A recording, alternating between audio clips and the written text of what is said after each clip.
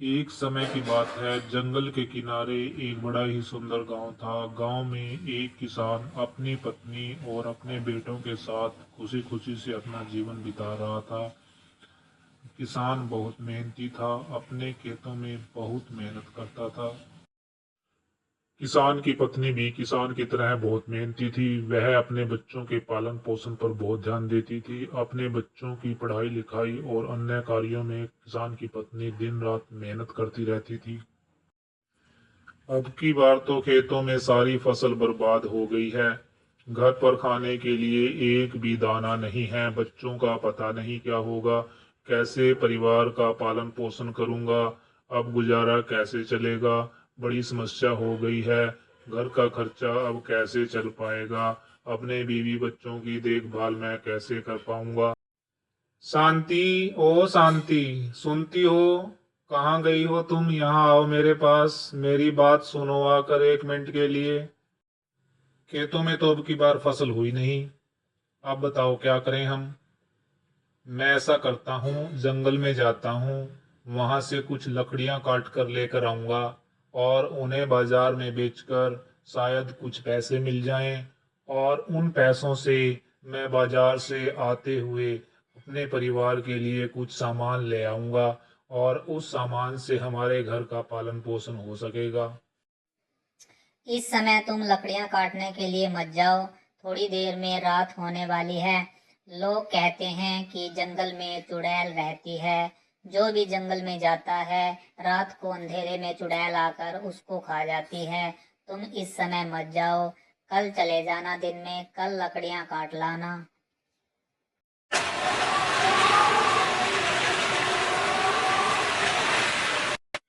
गांव के पास एक घना जंगल था।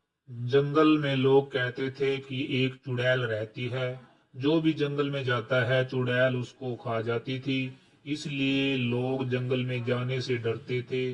कोई भी जंगल में लकड़ियां काटने के लिए कभी नहीं जाता था। किसान जंगल में से गुजरते हुए सोचते हुए जा रहा था। लोग कहते हैं कि जंगल में एक चुड़ैल रहती है। जो भी रात को यहाँ आता है, चुड़ैल उसको मार कर खा जाती है। भाई मैं तो जल्दी से लकड़ियां काट लेता हूँ और लकड़ियां काट कर जल्दी से घर चला जाता हूँ। किसान सुनसान जंगल से गुजरते हुए डरते हुए धीरे धीरे आगे बढ़ रहा था और सोच रहा था कि कहीं चुड़ैल ना दिखाई दे जाए।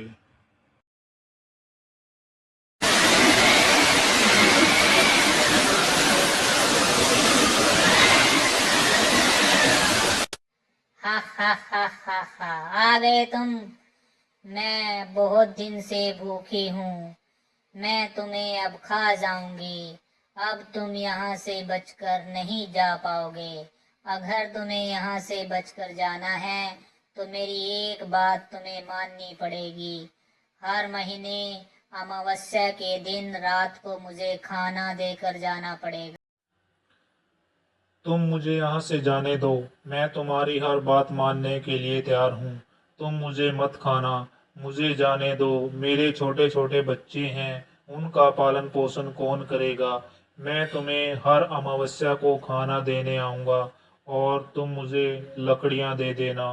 तुम मेरे खेतों में भी मत आना। मेरे खेतों में कोई नुकसान मत करना। मैं तुम्हें हर अमावस्या खाना देने आ जाया करूँगा। जंगल में मुझे चुड़ैल मिली थी। चुड़ैल ने कहा है कि हर अमावस्या मुझे खाना देने आना पड़ेगा। अगर मैं उसकी बात ना मानता तो मुझे खा जाती। मुझे उसकी बात माननी पड़ी और उसे कह कर आया हूँ कि हर अमावस्या को उसको खाना देने आया करूँगा और वो मुझे लकड़ियाँ दिया करेगी और हमारे खेतों में भी वो कोई नुकसान नहीं होने देगी। कुछ दिनों के पश्चात गांव में एक साधु आते हैं।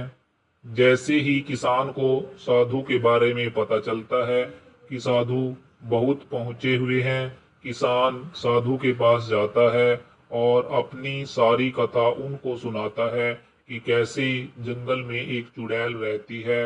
वह गांव वालों को मार देती है और मुझसे हर अमावस्या को खाना लेकर आने के लिए कहती है। बच्चा, जो जंगल में चुड़ैल रहती है वो तुम्हारे गांव की रेखा है, जिसे गांव वालों ने चोरी का इल्जाम लगाकर जलाकर मार दिया था। अब वो चुड़ैल बनकर जंगल में रहती है। गांव का जो भी व्यक्ति जंगल में जाता है वो उसे मारकर खा जाती है। मैं तुम्हें एक मायावी राख दूंगा। तुम जाकर मायावी राख जैसे ही चुड़ैल के ऊपर डालोगे, चुड़ैल गायब हो जाएगी और रेखा को मुक्ति मिल जाएगी और गांव वालों को फिर वो कोई नुकसान नहीं पहुंचाएगी। जैसे ही किसान जंगल में से जा रहा था, सोच रहा था कि आज तो चुड़ैल को मुक्ति दिलवा दूंगा और गांव वालों को चुड़ैल के साए से सदा के लिए मुक्ति मिल जाएगी। किसान जैसे ही जंगल में आगे बढ़ा, चुड़ैल प्रकट हो जाती है और किसान सोच रहा है कि अब चुड़ैल को हमेशा के लिए समाप्त कर दूंगा। जैसे ही किसान अपने हाथ से मायावी राख को चुड़ैल की तरफ फेंकता है,